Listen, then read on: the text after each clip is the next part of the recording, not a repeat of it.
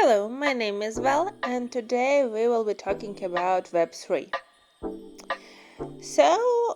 In this video, I will tell you about web history, about Web3, why it is important, and why it changes the game today. Web is an interconnected system of public web pages, accessible through the internet. So we will start with the beginning, with the web first version and second version. The web history started in 1990. Tim Berners-Lee developed the foundation for the web: HTTP, HTML, a browser, a server, and first website, in order to manage documentation at CERN. It is a European organization for nuclear research. While web was a success at CERN, it was not very popular elsewhere. Anyway, real popularity of web became in 1994. So the first version has its beginning in 1990. It was static, only read, manual updates, maybe some images.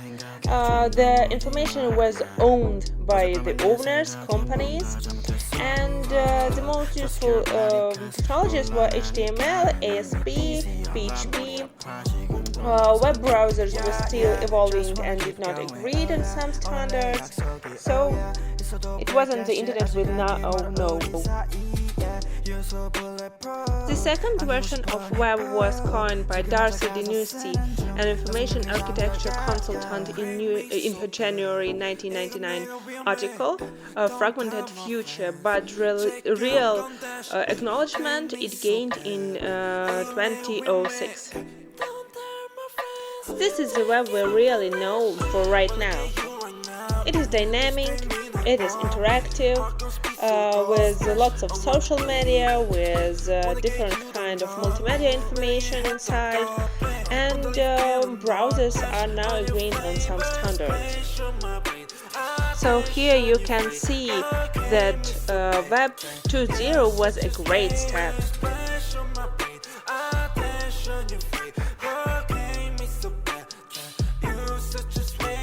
And here we go, the main topic for today, Web 3.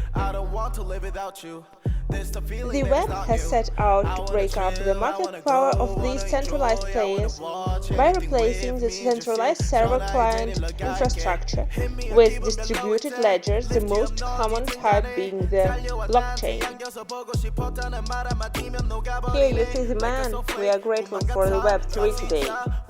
Tim Berners-Lee in 1999 agreed a concept for semantic web.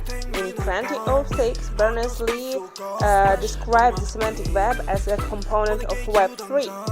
But for now, this is not that Web 3 he was thinking about. It's more about blockchain.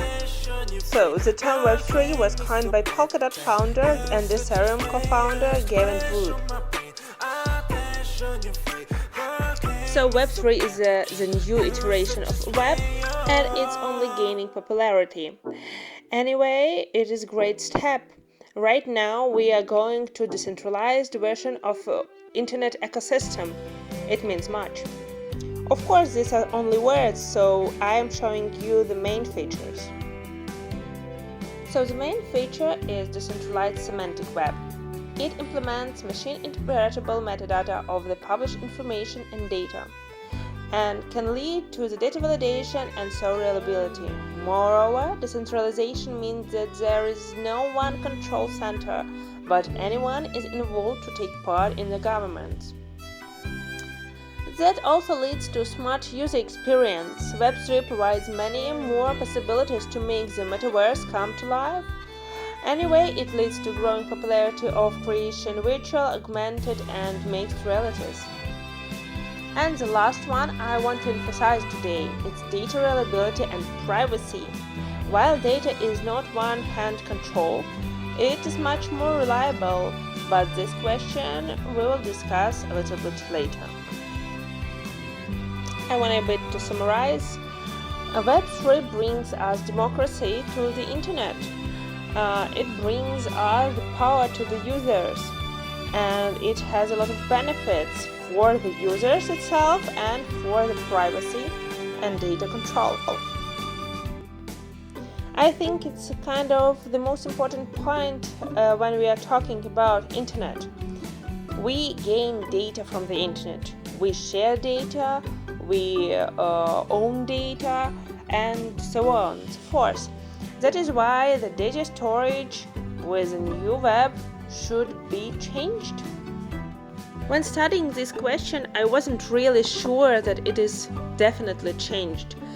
On some point of view, the new data storage is great because all the data is stored decentralized, and so the storage is much more reliable for the users. On the other hand, there are thoughts that it is impossible to use blockchain to store lots of data, and it's because blockchain is more about storing transaction data, not different kind of data. That is why I'm showing you one example. I'm talking about KYVE Network. KYVE Network is talking about building the decentralized data lake. It uses Airwave as a data storage, and KYVE is for data validation and data reliability. Here are the features of the project. It is said that you can store data lifetime. Great! It says that the data is reliable because of blockchain, decentralization, and Web3, of course. And it is said that data will be verified. That's a very important issue in the modern world because we can't trust any data just by having it on our screens. Anyway, while the project isn't on the market, I can't say I'm trusting it for everything, but I see its users, its backers, and I think it's really promising. So let me summarize. That's only my thoughts. I don't think that they are really trustworthy, but maybe you agree with me too.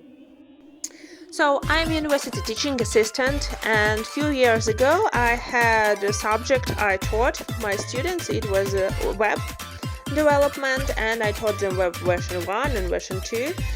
And at that time I thought that version 2 is limitless.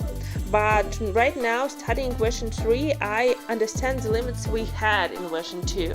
And I think that the development of version 3 gives us a lot of new possibilities we haven't even dreamed about. I hope they will work out as they are supposed to. And I think we can have something new in our internet. If you already watched till the end, I'm grateful. So like, subscribe, and I'm waiting for your comment below. Anyway, I'm from Ukraine and I want to ask you only look through the links below. We are in war here and we need some more support. Thank you. Here are the sources of the video content, and I had to add Wikipedia to all of this. I will give you all the links below. Thank you.